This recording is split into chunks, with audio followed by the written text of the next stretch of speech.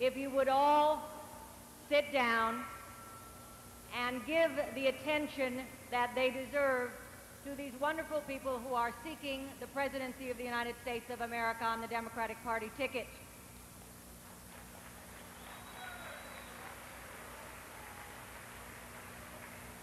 I'm particularly asking that those of the candidates and the candidates' staff also be seated during the remarks by the other candidates.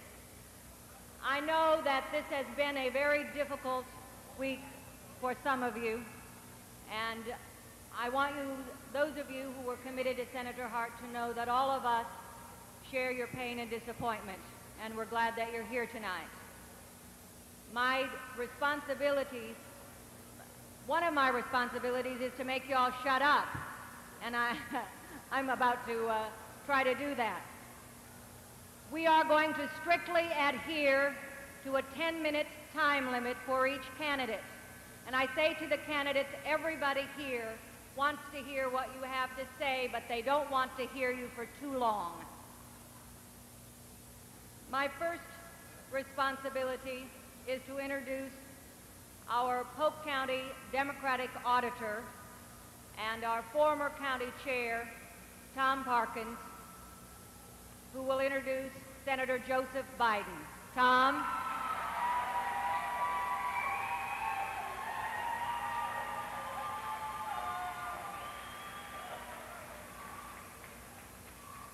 Thank you very much, Roxanne. Wouldn't this be an even greater state than it is if in 1982 the people of Iowa had had the wisdom to elect Roxanne Conlon governor?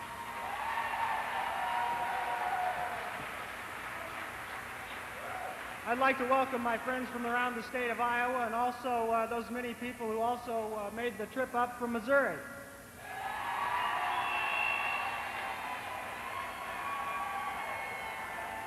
Everyone here has come to see our distinguished candidates for president.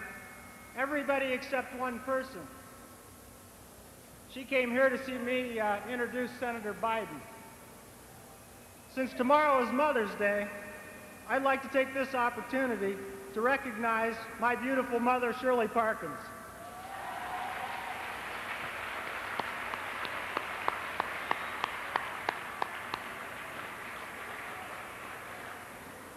I grew up during the 60s, a time when people like John F. Kennedy, the Reverend Martin Luther King, and Senator Robert F. Kennedy were leaving their profound marks on our nation.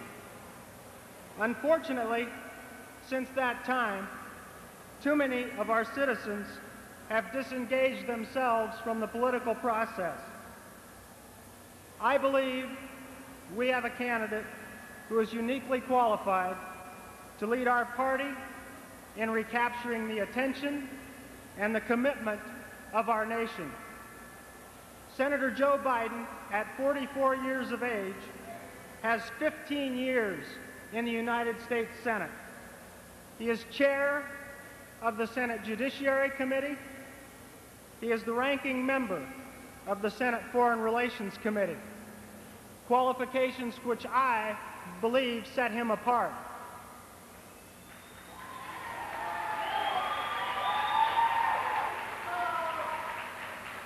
But Senator Biden's strongest attribute is his capacity to reinstill us with the sense of compassion that's lacking in our leadership today.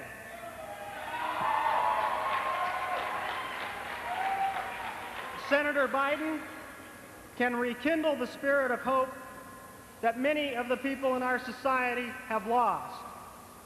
And Senator Biden will challenge us once again to reach higher in our quest for peace, to reach higher in our pursuit of justice, dignity, and equality for all people.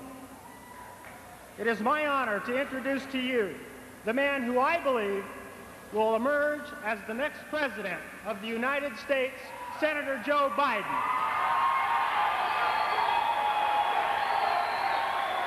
Thank you.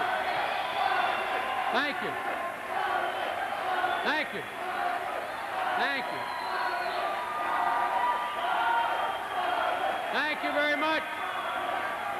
Thank you very much. Thanks. Thank you very much. Thank you all very much. I was told that you all didn't begin to take politics seriously here in Iowa till the fall. My God, what's it going to be like then? Ladies and gentlemen,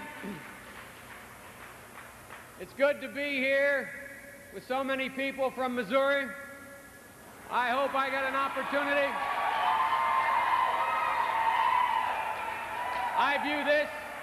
I view this as an opportunity to campaign in 2 states at once tonight. Ladies and gentlemen, I'd like to be serious for a few moments and at the outset say to you that I'm proud to be seeking the nomination with people of such integrity and credibility and capability, from Dick Gephardt to Michael Bukakis to Paul Simon to Bruce Babbitt to others who are involved in this race. We have some very, very fine people running.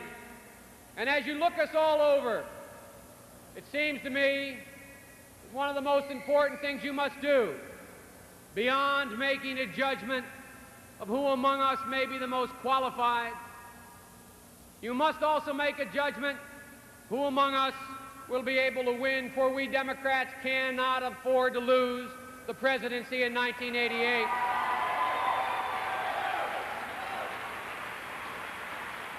Ladies and gentlemen, we stand today at one of the great watershed periods in American history. In the next few years, we face a series of decisions that will determine the direction of America for the remainder of this century and well into the next. The threat to our nation today is barely discernible to the naked eye, for on the surface, America is a nation at peace, for no wars engage American soldiers. On the surface, America is a nation of prosperity, for in fact more Americans work today than ever before. And on the surface, we are allegedly a tranquil nation, for there are no riots in our cities and our streets are empty of the massive protest demonstrations of my youth. But I come here today to tell you that I believe America is a nation adrift. And if we fail to resist the subtle forces of decline and meet the challenges that face us, we, during the term of the next President of the United States, will become a nation at risk. We can see the decline in what has become a twilight economy, an economy that is neither surging nor collapsing. Its growth, its productivity, its world position steadily, inexorably slowing, delivering a sluggish standard of living to our middle class and hopelessness to our poor. Oh, there's economic bounty, no doubt, in America, but it's unevenly spread. It subtly divides this country by region, by class, and by group. But the prosperity of one America cannot hide the traumas of the other Americas. For 1 out of every 3 children born in America today is born into poverty, and whole generations are trapped in our inner cities, wasting away day by day without hope. And our relations with the rest of the world are in chaos. Our politics and our foreign policy oscillates wildly from accommodation to aggressiveness. And nowhere is that failure more evident than in our foreign policy with regard to Nicaragua, where the President seems determined, not to mention crazed, the President seems determined, despite all history, all logic, and all common sense, to do what was told in my generation, to destroy Nicaragua in order to save it. And in the Middle East, we sacrifice hundreds of Marines to terrorist violence. And then, while promising the swift sword of justice, we instead clandestinely deliver arms to those who mastermind their death. And instead of dealing with these difficult and soluble problems, our leaders in both parties, spurred on by the media, move from mantra to mantra, chanting competitiveness in this season, drug abuse in the last political season, deficit reduction in the season before, and industrial policy in yet another season, all the while seeking to soothe the fickle beast of public opinion. And for much too long, we have sacrificed personal excellence and community values for the mere accumulation of material things. Our brightest graduate students seek quick riches as investment bankers rather than producers of real wealth. And our economic managers pursue quarterly paper profits at the expense of long-term productive investment. And while Japan produces tens of thousands of engineers to manage the technologies of the future, we produce legions of lawyers who engineer only takeovers and leverage buyouts.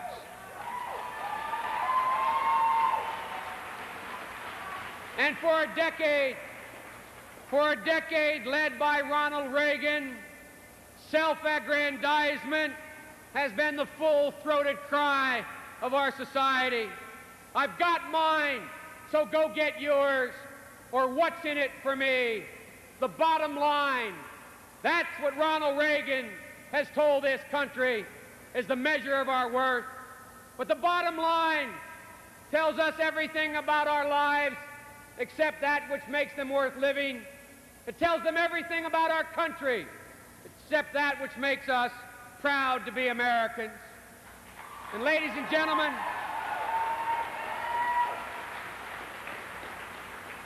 something's gone wrong in America. When Ivan Boesky, before his fall, could stand at this graduation ceremony of one of the great institutions in this country and say, and I quote, "Greed is good," and get an ovation. Something's wrong, and it's up to we Democrats to change it.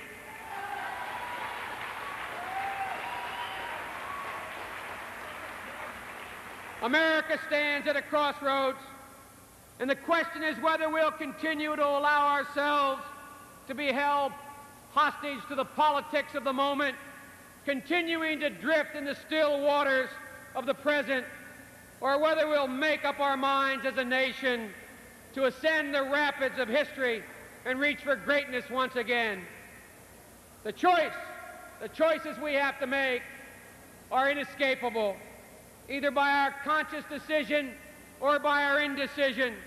We'll make fundamental changes in our foreign policy, our agricultural policy, our nuclear policy, and civil rights in the next 4 years. And on the next president's term, the future of this nation will in large part rest. The next president of the United States will determine whether or not we nuclearize the heavens with Star Wars, or we have the most significant arms control agreement in the history of mankind.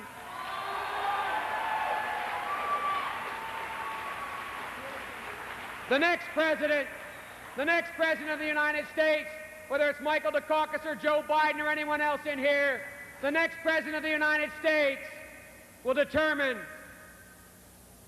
whether man, the scientist, or man, the negotiator, will prevail, and it must be man, the negotiator.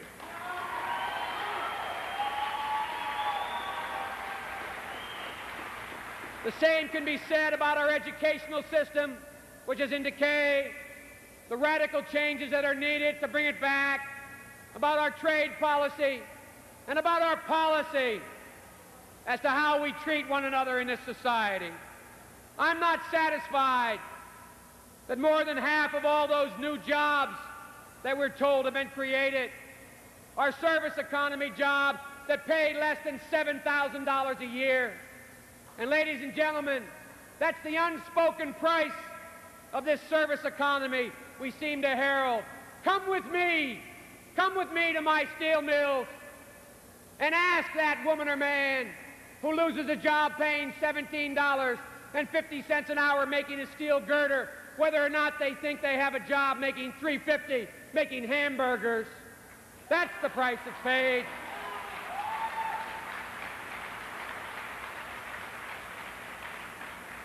And in order to achieve the great goals that we must, there are many things we must expect our government to do.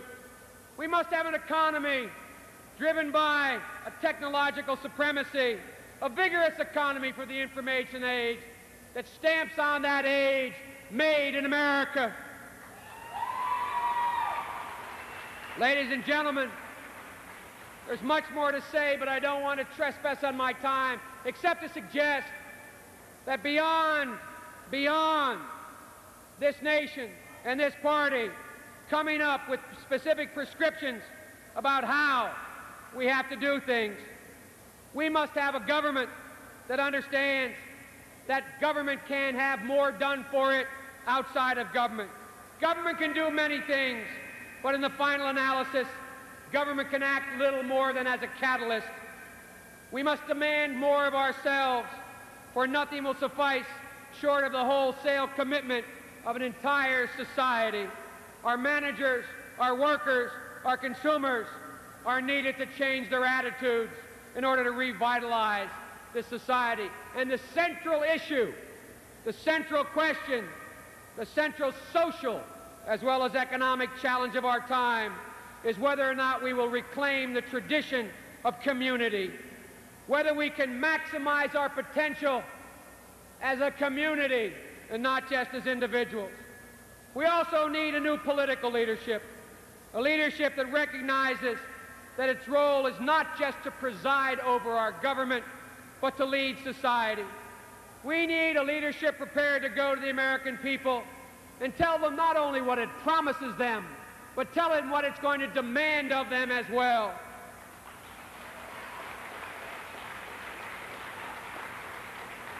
And above all, we need a new kind of presidential leadership. A presidential leadership that's prepared to tell the hard truths and lead this country.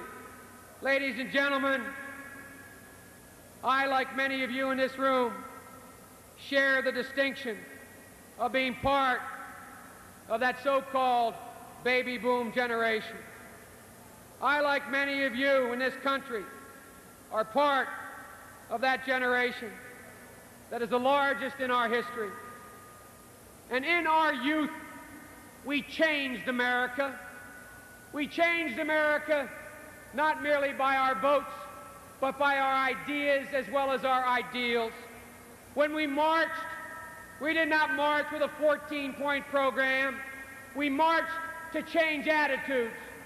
And ladies and gentlemen, whether or not it was civil rights, the women's movement, preserving the environment, or ending the war in Vietnam, in our youth, we profoundly altered the face of this country. And now in the season of our maturity, fate has delivered us to a special moment. For a second time, our generation has a unique chance to redeem the character and the future of America. In 1988, more than half the voters will come from this generation. And 1988 has woven into its fabric an important coincidence. For 1988 will not only be a year about the future, it will also be a year of anniversary and remembrance. 1988 marks the 25th anniversary of the assassination of John F. Kennedy. And so, for us, 1988 will be a special year, a closing of the circle as our past meets our future. You know, affixed to a balcony in Memphis, Tennessee, is a plaque. And it reads, "Behold, here cometh the dreamer. Let us slay him and see what becomes of his dreams." Well, ladies and gentlemen, the cynics believe that my generation has forgotten. They believe that the ideals and compassion and conviction and courage to change the world that marked our youth are now nothing but a long faded wisp of our adolescence.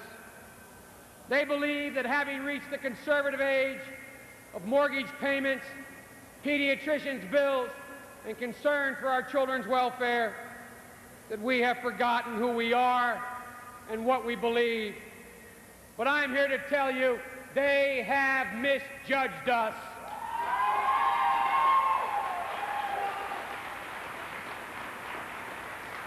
For I can still hear those dreamers, and so can you. Let the word go forth from this time and place that the torch has been passed to a new generation of Americans. Or some men see things as they are and say, why? Others see to dream things that never were and say, why not? Or Martin Luther King saying, I have a dream that someday, and so forth. Ladies and gentlemen, just because they murdered our heroes does not mean that the dream does not still live buried deep in the broken hearts of tens of millions of Americans. I remember those dreamers, and so do you. They made me feel good about myself. They made me feel good about my country. And most of all, they made me feel proud of my country. It was a soaring sensation. And I remember it every time I hear that hymn in my church based on the 91st Psalm. And it goes like this. It says, and he will raise you up on eagle's wings and bear you on the breath of dawn and make the sun to shine on you. Well, that's how I felt. That's the natural feeling for an American. Ladies and gentlemen, it's time to restore America's soul. It's time to be on the march again. It's time to get America moving again. Come join me and let's move it. Thank you very much.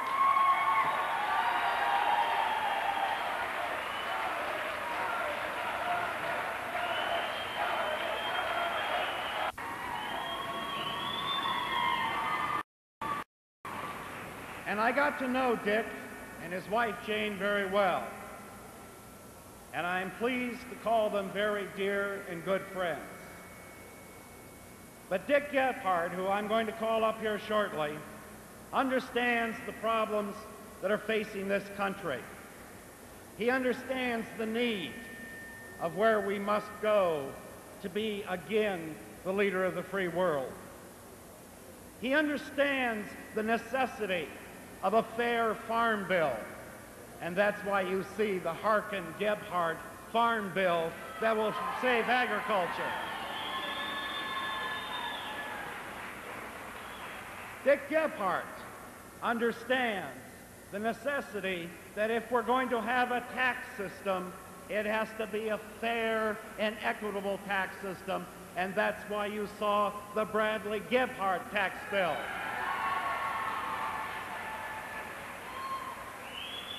And Dick Gephardt understands that if we're to be a world leader in trade, and we're to reestablish our economy, and we're to have jobs in this country at meaningful pay for a fair day's labor, that we have to have a trade policy that says to the rest of the world, the United States is not a patsy, and that's why we have the Gephardt Trade Amendment.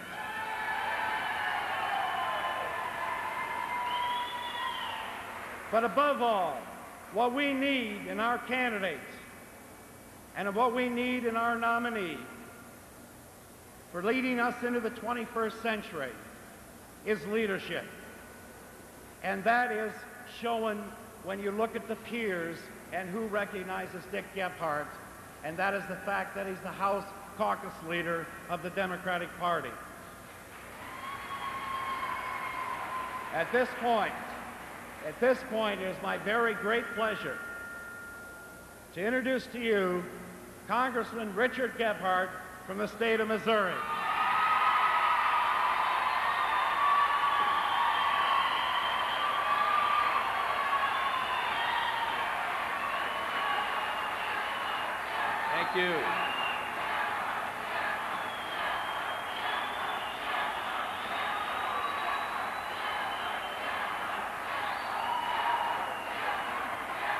Thank you.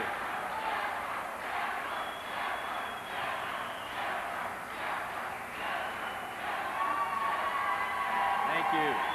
Thank you.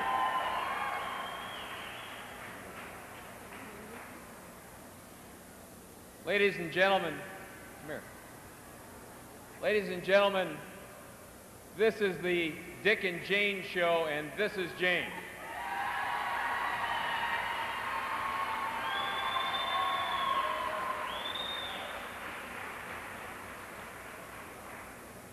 And Spot and Puff are out in the car with Sally. I'd like to begin this afternoon with a few words about what has happened in the past week. I would like to start with a few words about Gephart's withdrawal from this race. What has happened is a tragedy, just not for Gary and his family and his friends and his supporters, to whom we all extend our sympathy, but it's also a tragedy for everyone who is in the family of the Democratic Party.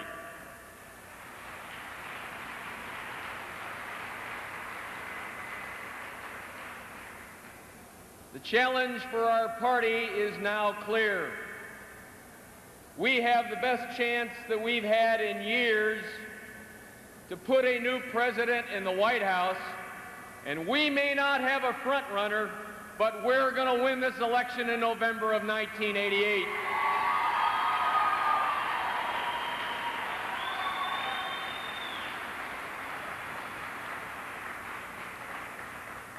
There's a lot of competition in this room tonight. There's a lot of spirit, and there's a lot of wonderful people in this room tonight.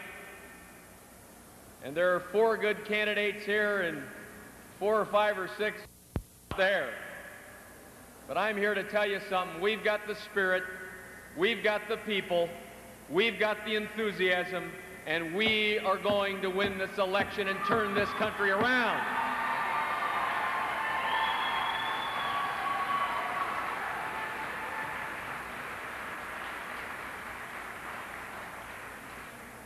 In the last 16 months, Jane and I have been in 46 states. In the last 12 months, we made 190 trips into the country. We've been in every corner and every part of this country. And I'm here to tell you tonight that this country is beginning to be in decline. Wages are starting to fall. Good paying jobs are beginning to go to other countries. The middle class in this country is beginning to shrink. I don't want the America that I see in the future that has been brought by this administration. And I think this country is ready for challenge, and it's ready for change. It's ready for a new beginning. It's ready for a new America. This country is made of expectation and hope and opportunity. My dad was a milk truck driver in St. Louis, and my mom was a secretary. Neither of them were able to finish their education, but they worked hard and they gave my brother and me every possible opportunity a youngster could have. That's what this country's about. It's about opportunity, it's about hope, and it's about expectation.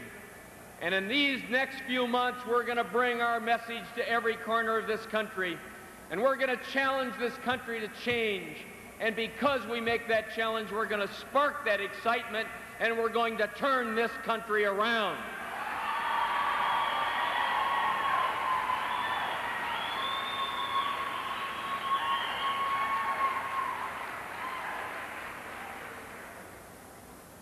If only the Republicans would listen, they would hear the American people call out for jobs, for opportunity, for promise, for strength, for hope, and for expectation.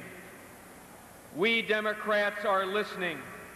We are hearing the message of the American people, and we are ready to challenge this country for what it's going to take to make this country great and good and strong again. The most important priority for the future is the strength and the capacity and the power of the American people. Nothing is more important than having the best educated people in the world. John Kennedy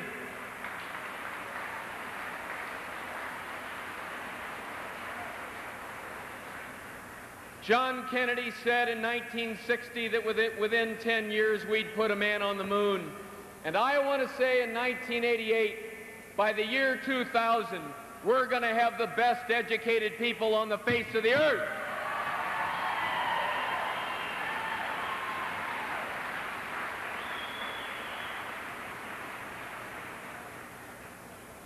We need leadership in this country that stands for the values of the American people.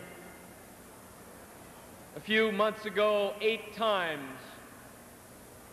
we Democrats in the House fought to cut off aid to the Contras.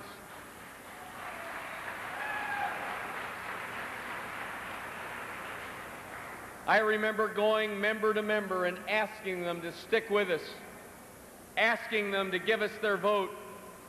And in many cases, members said, I really don't want to do it politically, but I'm going to do it because I think it's the right thing for the country. And 8 times the representatives of this country put their votes on the line and set the policy for this country. But this administration decided that that wasn't their policy, and they decided they were going to walk around the policy that was set by the people of this country. And so they privatized the foreign policy of this country. That's not our ethics, that's not our values, and that's not how we're going to run this country when we win the White House again.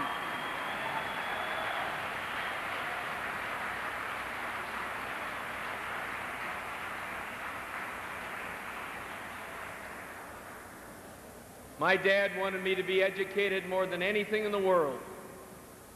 But more than that, he wanted me to be honest.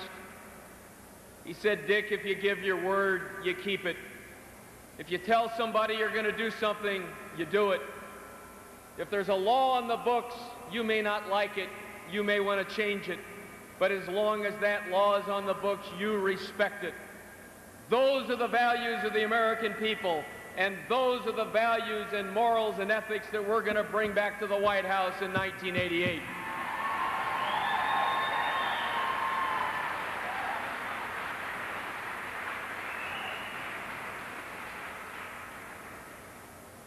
Nowhere today is the need for change seen more than it's seen here in the state of Iowa.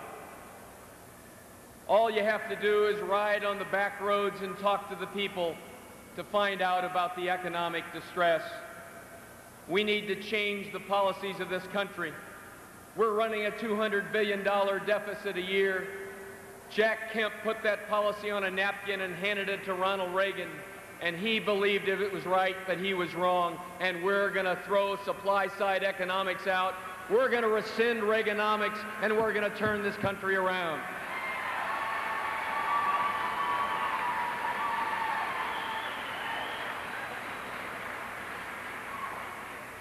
And we need a trade policy in this country that stands up for the rights of American workers and managers. Ronald Reagan says he wants to stand up for America. When is he going to stand up for the trading rights of American workers and managers?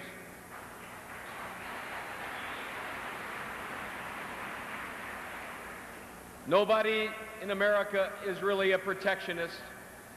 Nobody in America misunderstands that the greatest challenge we face in the future is to be good enough and strong enough ourselves. But everybody in America understands a fair deal, a fair shake, a two-way street, and that's the kind of trade policy we're going to have under a Democratic administration.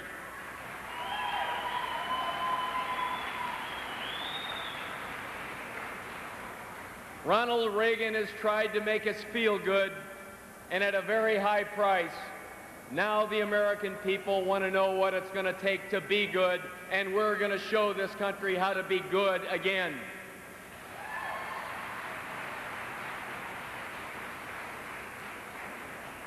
But nowhere is the hurt greater than here in Iowa. A few weeks ago, I was in a meeting of farmers in Mount Pleasant, Iowa. And each farmer told their story of how they had about lost their farm or were losing their farm.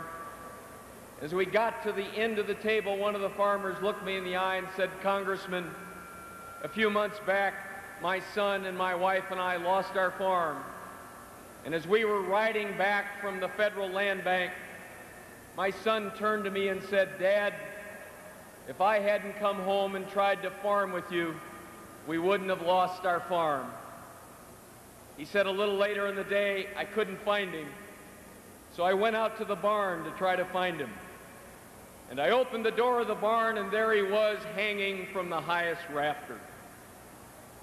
Ladies and gentlemen, Democrats all, the heart of this country is being torn out by this administration. And this administration doesn't really care. But we Democrats do, and we're going to change the farm policy of this country so people have a chance and have hope.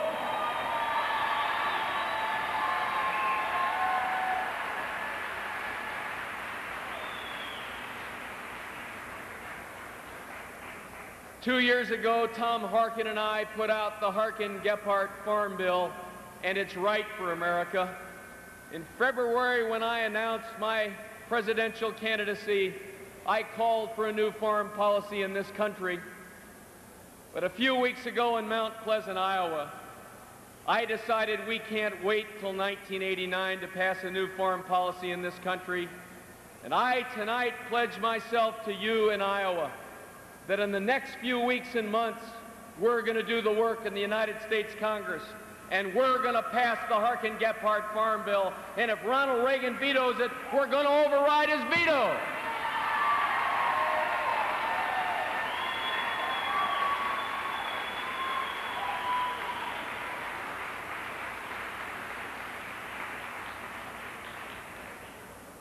I want to close tonight by saying that all of us in this room are in this fight together. All of us in this room are bound together and welded together by our belief that we want this country to change. I believe that we can change it, and I believe the American people are like a tinderbox waiting for the spark of challenge and change. Sometimes people come up to me after I speak and they say, "Congressman, you're absolutely right. We need challenge and we need change." But sometimes they say, "I'm not sure we're going to do it." Sometimes they have doubts and they have fears. I don't have those fears, and I don't think you do either. I don't have those doubts, and I don't think you do either. I'm reminded of the quote of Matthew Arnold, who said, "We're wandering between two worlds, one dead, the other powerless to be born. The Reagan era is dead, but we have the power to bring into being a new America."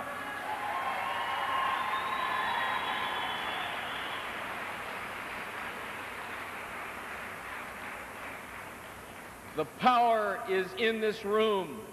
The power is in front of me. The power is in you.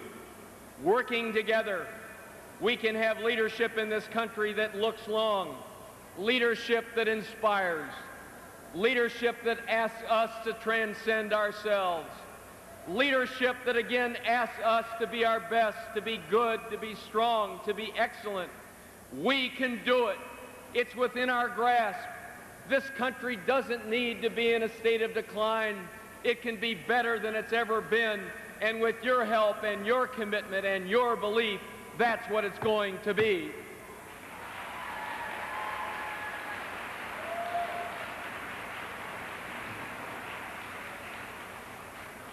Carl Sandburg said it absolutely right. He said, "I see in America not in the setting sun of a dark night of despair. I see America in the crimson light of a rising sun. I see great days ahead, great days made possible by men and women of will and vision." Ladies and gentlemen, give us your will, give us your vision, give us your commitment, give us your belief, and we will make this country great and good and strong again. Thank you.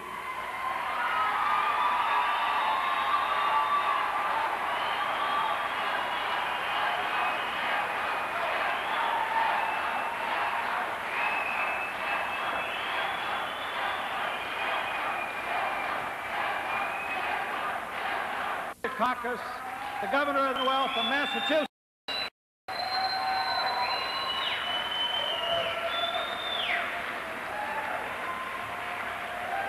Thank you, Clark, very much, and thank you all. Thank you. Thank you all very much. Thank you all very much. And let me begin by saying thanks to all of you in Iowa for the wonderful and warm and hospitable reception that you've given Kitty and me. It's a great state, and you have great strengths, and I hope you appreciate them, because this is a very rare place. And I also want to say a special thank you tonight to a very special group of people. If you look around this hall, you'll see that the Bukakis signs are higher than any others. That's because the Drake University basketball team put them there, and they're here tonight. Guys, would you stand up and give these guys a look here? Thank you very, very much. I'm the son of Greek immigrants who came to America with a dream of a better life. The dream came true for my parents, as it has for Kitty and me and our 3 children. Now you and I must decide whether the dream lives on. We must decide what we have a right to expect of America and what America has a right to expect of us. And let me tell you what America means to me. I believe we have a right to live in a country with good jobs at decent wages in a vibrant and growing economy. And that means not just good jobs, but good schools and good training for every American, no matter who you are or where you come from or what the color of your skin. I believe we have a right to live in an America that is caring and compassionate and concerned about all of its citizens. A country in which the homeless are housed and the hungry are fed, and in which every citizen has the opportunity to become independent and self-sufficient. I believe we have a right to a foreign policy that reflects American values. We don't deserve secret wars cooked up by armchair Rambos.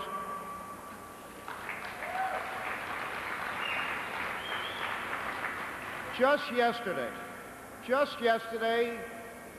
General Secord told the Congress that we ought to take the profits from those sales of arms to the Ayatollah and put them in a memorial fund for the Contras. I couldn't disagree more. And that's one of the reasons why I'm proud of the fact that I was one of the first governors in this country to refuse to send my National Guard to Honduras. Because I would have no part of a failed and illegal policy in Central America.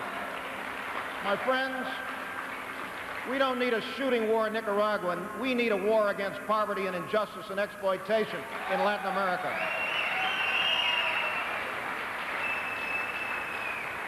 We need a president who knows what's going on and knows what he's doing. So I hope you'll listen not only to what I say about terrorism, but what I've done to get tough on drug pushers and tax cheats and drunk drivers. Judge more than my promise to fight apartheid in South Africa. Judge what I've done to fight racism and injustice in America. Look at my plan and what I say about the rebuilding of our nation's economy. But study what we've done in my state to take a state which was an economic and financial basket case with the second highest unemployment rate in the nation and turn it into one of the great economic miracles in this country. Ask Tommy McIntyre, a bricklayer who with his union is helping us to build affordable and decent housing for young families. Ask Ruby Sampson, a welfare mother who was on welfare for 14 years, the oldest child of 13 of a Georgia sharecropper. And today, Ruby Sampson is a surgical technician at one of the finest teaching hospitals in the city of Boston. Ask Chuck McDevitt of the UAW about how we saved that GM plant and 4,000 jobs. Ask M.L. Carr and Kevin McHale and the Boston Celtics, who have spent hours and hours with me as we meet with kids all over my state to help them say no to drugs. Growing up, I heard many, many times at the dinner table that America was the land of opportunity. My dad came to this country with $25 in his pocket and could hardly speak the language, and he became a doctor. My mother was the first Greek girl in Haverhill, Massachusetts ever to go beyond high school, and she became a teacher. When my parents arrived in this country, they could not possibly have dreamed that their son would one day be governor of one of the 50 states and be a candidate for the presidency of the United States. So opportunity is the story of my life and my record in public life, and creating opportunity for every citizen in this country will be the first and most important job I have as the President of the United States. Let me simply conclude by saying this. My friends, I wouldn't be here tonight as governor of Massachusetts or as a candidate for the presidency if it hadn't been for the work and effort and commitment of thousands and thousands of citizen volunteers. And it's important that I do my very best to bring you into this campaign. You know, Tip O'Neill, who all of you know was the great Speaker of the House of Representatives and my congressman, loves to tell a story about the first time he ever ran for public office. He was 21 years of age. He was still a student at Boston College. And he ran for the school committee, the school board in Cambridge, Massachusetts. And he lost by one vote. And I mean one vote. He was very discouraged, very angry. Got up the next morning, went downstairs, went out in front of his house, and his next-door neighbor, Mrs. O'Brien, was there. And she said, "What's the matter, Tom?" He said, "Well, I'm very disappointed. I'm very discouraged. There had to be somebody in the city of Cambridge who could give me a vote and make it possible for me to win." And she said, "Well, you know, I didn't vote for you." And he was aghast. He said, "You know, you've known me since I was a kid. You've lived next door to me. What happened?" She said, "You never asked me. You never asked me." Folks, I want you to know I'm asking. I'm asking.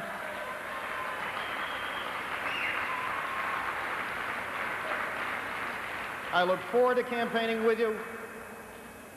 I look forward to working toward those caucuses and beyond. I'm very proud to be a Democrat. I know you are. And I look forward to winning this election for the presidency with you. Thank you all very, very much.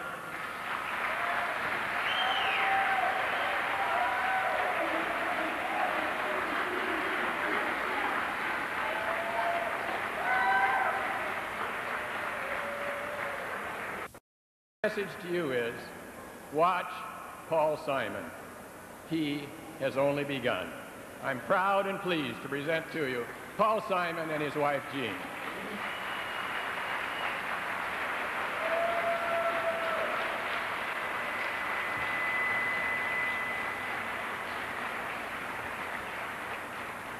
I thank you all, and this is my wife, who is a great campaigner. You're going to see a lot of both of us during the campaign. Thank you. All right. Good luck. All right. I want to thank Berkeley Bedell, one of the people who called me and said, "If you will get into this race, I'll devote the next year of my life to seeing that you carry the state of Iowa." I can't think of anyone I would be prouder to have in my corner than Congressman Berkeley Bedell. And Berkeley, I thank you very, very much.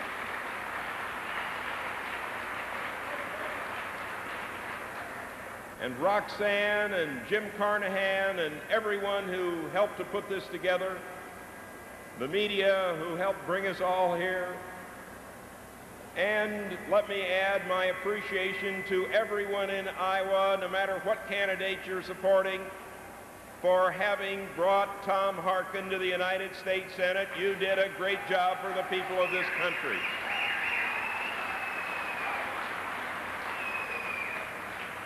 And I'm proud to have served in the House of Representatives with Neil Smith, who represents this area and represents it well in Congress.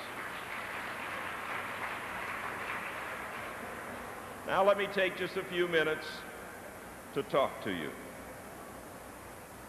We don't have all the hoopla that everybody else has, but I hope you'll listen to a message. And I'm not criticizing the hoopla, because we're going to have that as soon as we get a little better organized. That's part of the process. But the hoopla should not be a substitute for the basic message. And what is that? And I agree with that 4 of you who just applauded there on that. What is that basic message? Where are we going as a party? Where are we going as a nation and as a people? There are those who say to us, to win, you have to shift the base of your support. Move away from identifying with working men and women. Move away from identifying with family farmers. Move away from identifying with senior citizens. We ought to become, they don't put it exactly like this, but we ought to become sort of a carbon copy of the Republican Party. 2 things I would say. First, if people have a choice of the real thing or a carbon copy, they're going to vote for the real thing. And second, I am pleased there is a Republican Party in this country, but one Republican Party is enough. We don't need another one in this country.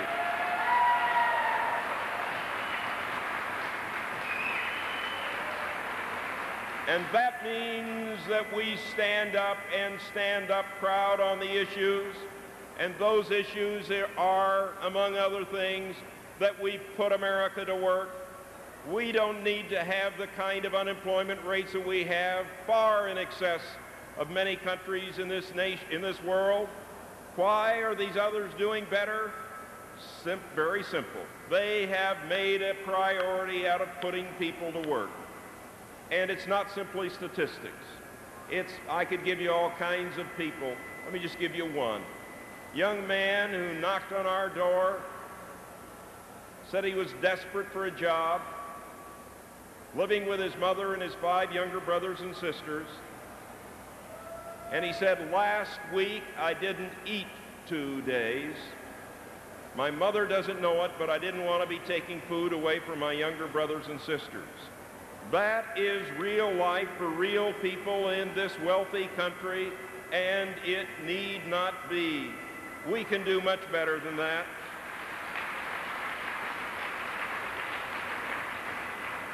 We can put America back to work. We have to move in this area of education. Education has to be a priority. And I'm not just talking about words.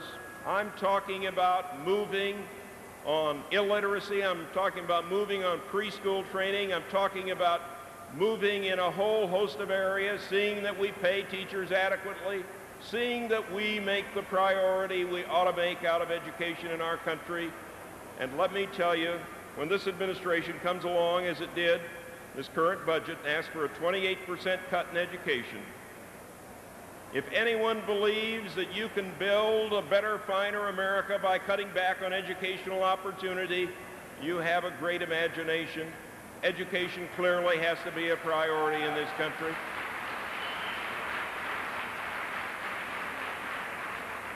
Third, we have to restore prosperity to rural America.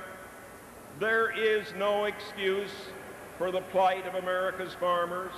Recently, someone called my office, talked to Jerry Sinclair in my Springfield office, and said, I just had to talk to someone. I just left my neighbor's driveway. They just sold his farm machinery. He said, he's been my neighbor for 29 years, and I left him in the driveway and he was crying. I've never seen him cry in all 29 years. That's not a statistic. But let me tell you, it's what's happening out there, and it need not happen. Long-term care for senior citizens. We're going to have an explosion on our hands. When Social Security passed, the average American lived to be 58 years old. Now we live an average of 74 and a half. By the end of this century, not very far off, 1/4 of those over the age of 65 will be over the age of 85. We're going to have to do something so that seniors can live without fear and their families can face the future without crushing debt. And finally, on the issues, there is one overriding issue that may not be the most important issue to every person walking down the street in Des Moines or Makanda, Illinois, where we're from, Route 1, Makanda, Illinois. You don't get any more rural than Route 1, Makanda, Illinois, population 300. But out there on the streets, there is not a sense, I think, of how important and how vital this is, and that is the fact that we stand on the brink of destroying ourselves. I want our nation to maintain a strong defense so that we can protect freedom from any threat, but I want us to be strong enough to pursue every viable option for peace, and we have to pursue that much more aggressively than we have been, whether it's Central America with the Soviet Union or where it is.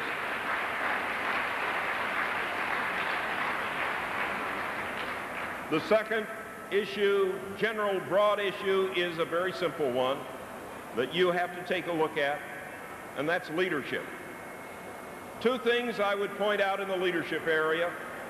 Number one, you ought to ask yourselves who has not only talked a good game, but who has performed. I'm proud to be on this stage with these other candidates, and I'll support any nominee who makes it other than Paul Simon, but let me tell you in advance, Paul Simon's going to be the nominee, and Paul Simon's going to win next November. But let me tell you, it is easy to make speeches. We're all reasonably good at that, or we wouldn't be in this business. But what you ought to be looking at is who has really performed in education, on the employment front, on arms control, on the issues that face this country. In the area of education, for example, and I don't mean this disrespectfully to any of my distinguished colleagues, there's more in the federal statute books that I've been the chief sponsor of than all my colleagues and other candidates of both parties combined. We can have leadership that performs, and my record is one of performance. Second, one of the things that you ought to be looking at is which candidate has the courage to stand up and say and do the unpopular. If I may give you a very practical example, I'm the only candidate in this field who voted against that tax bill that passed last year. Virtually every organization under the sun, in fact, every organization I know, endorsed that bill. One of my colleagues in the Senate came to me and said, "Paul, you're a great asset to the Senate, but if you vote against this," he said, "that'll be the end of your political career." And I said to him, much as I want to get along with the 12 million people in Illinois, I've got to get along with myself, and that bill is not good for this nation, and we're going to find out pretty soon that it's not good for this nation.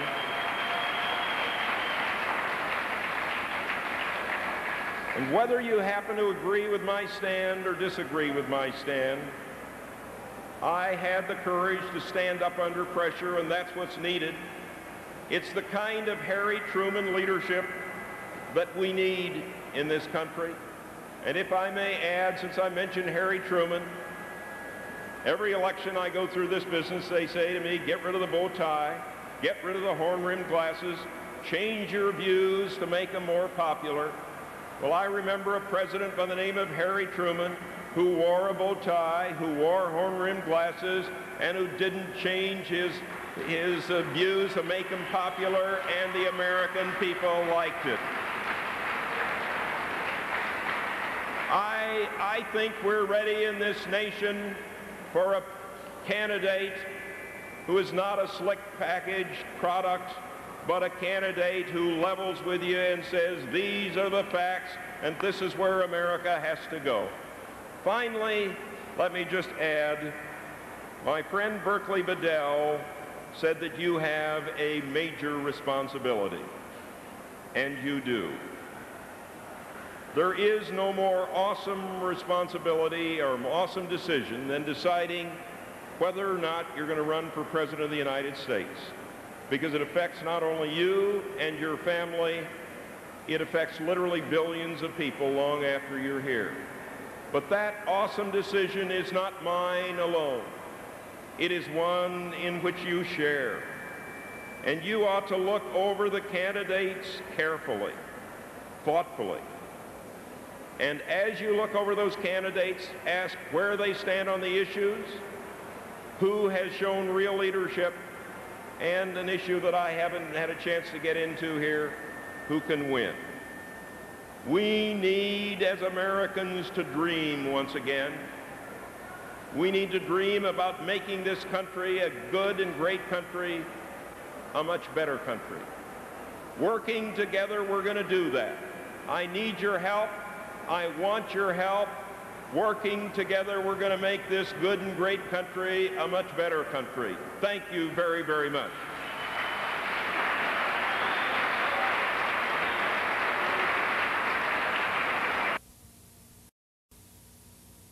In the